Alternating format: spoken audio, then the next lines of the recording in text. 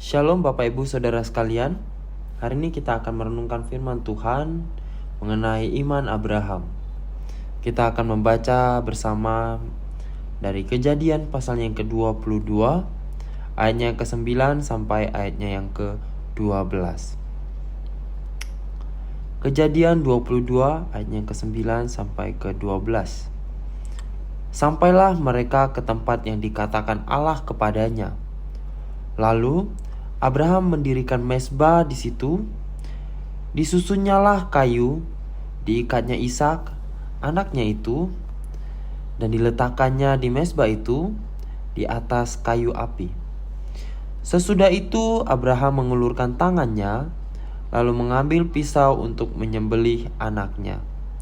Tetapi berserulah malaikat Tuhan dari langit kepadanya, "Abraham, Abraham." Sahutnya, "Ya Tuhan." Lalu berfirman, "Jangan bunuh anak itu dan jangan kau apa-apakan dia. Sebab telah ku ketahui sekarang bahwa engkau takut akan Allah, dan engkau tidak akan segan-segan untuk menyerahkan anakmu yang tunggal kepadaku." Bapak Ibu Saudara sekalian, ada sebuah slogan begitu ya, mengatakan life is a test. Nah, hidup adalah sebuah ujian. Nah, mungkin kita bisa mengatakan ini adalah sesuatu yang benar begitu ya. Kita bisa mengatakan bahwa kutipan ini adalah bisa kita katakan benar begitu, bahwa di dalam hidup kita itu selalu ada ujian yang kita hadapi. Seperti halnya pada kejadian ini, Abraham yang mengalami sebuah ujian iman dari Tuhan sendiri. Di sini ujian iman Abraham itu dimulai ketika Allah berfirman kepada Abraham supaya Abraham itu mempersembahkan anaknya Ishak.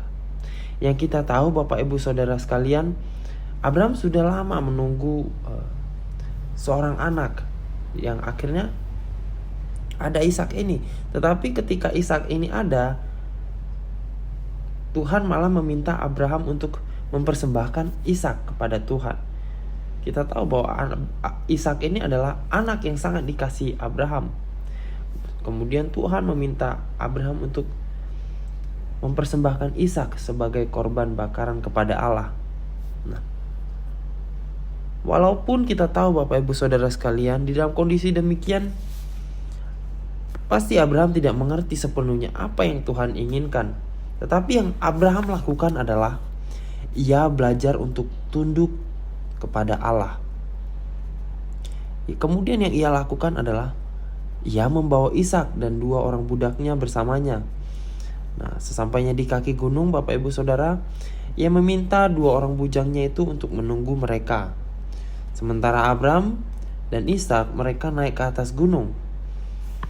Tanpa banyak berbicara, tanpa banyak menunda-nunda Bapak Ibu Saudara, Abraham mempersiapkan Ishak sebagai kurban di atas mezbah untuk sebagai korban bakaran kepada Tuhan. Nah, sewaktu-waktu Abraham hendak akan menghujamkan pisau ke tubuh Ishak, malaikat Allah menampakkan diri kepada Abraham dan mencegah Abraham untuk membunuh Ishak. Kemudian dikatakan bahwa Allah menyediakan seekor domba jantan yang tersangkut di semak-semak sebagai korban pengganti Ishak.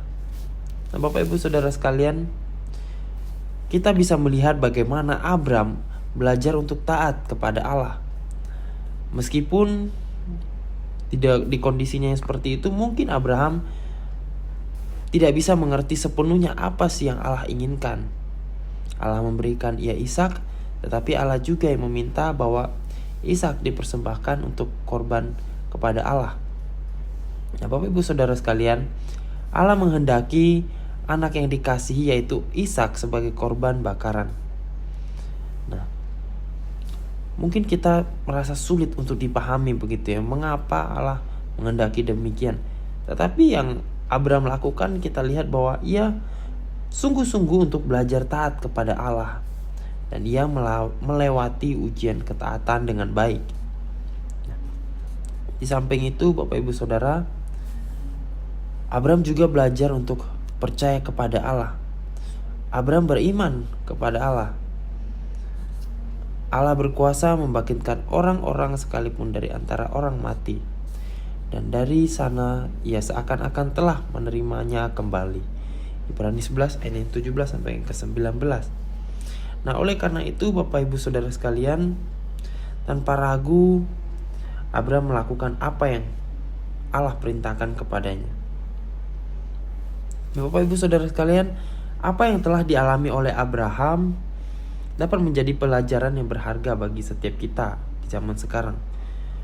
Di dalam kondisi kehidupan kita, apapun yang terjadi, mari bersama kita untuk belajar taat sepenuhnya kepada Allah.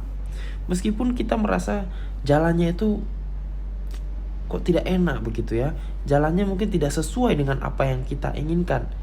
Nah, kita tidak mampu mengetahui apa yang Tuhan inginkan, tapi marilah kita belajar untuk taat sepenuhnya kepada Allah. Kita ikuti apa yang Allah inginkan dalam kehidupan kita, dan kita berjalan di dalam iman kepada Allah, karena kita tahu bahwa Allah sanggup bekerja melampaui apa yang kita pikirkan dan harapkan. Demikian perenungan firman Tuhan kita pada hari ini. Mari bersama kita berdoa. Allah Bapa dalam surga, kami ucap syukur untuk perenungan firman Tuhan pada hari ini ya Bapa. Kami bersyukur, kami ingin belajar ya Tuhan, melalui iman Abraham yang begitu luar biasa kepadamu ya Tuhan. Kami juga ingin belajar ya Bapa dalam kehidupan kami. Biarlah kami sungguh-sungguh menaati Allah dan beriman sepenuh hati kepada Engkau ya Tuhan. Biarlah kami belajar dalam kehidupan kami, di dalam menjalani kehidupan kami mau belajar untuk menjadi hamba yang taat kepadamu ya Tuhan.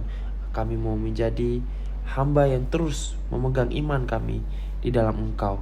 Terima kasih ya Tuhan. Kami juga hendak berdoa untuk saudari kami. Ada Eli yang pada hari ini sedang berulang tahun ya Bapa. Kami berdoa biarlah bertambahnya usianya Bapa, rencananya ke depan untuk masa depannya ya Bapa. Biarlah Engkau yang menuntun, Engkau yang memimpin ya Bapa. Biarlah dapat menemukan tempat bekerja yang baik ya Tuhan, dan juga keluarganya ya Bapa. Biarlah Engkau yang senantiasa berikan kesehatan bagi mereka, sehingga dapat mengerjakan setiap tugas dan tanggung jawabnya dengan baik ya Bapa. Kami juga berdoa untuk keluarganya ya Bapa. Biarlah cinta kasih-Mu dapat hadir di tengah-tengah mereka ya Bapa, supaya mereka dapat saling bagikan cinta kasih-Mu satu dengan yang lain di dalam keluarga ya Bapa. Terima kasih ya Tuhan. Di dalam nama Tuhan Yesus kami berdoa dan mengucap syukur. Amin.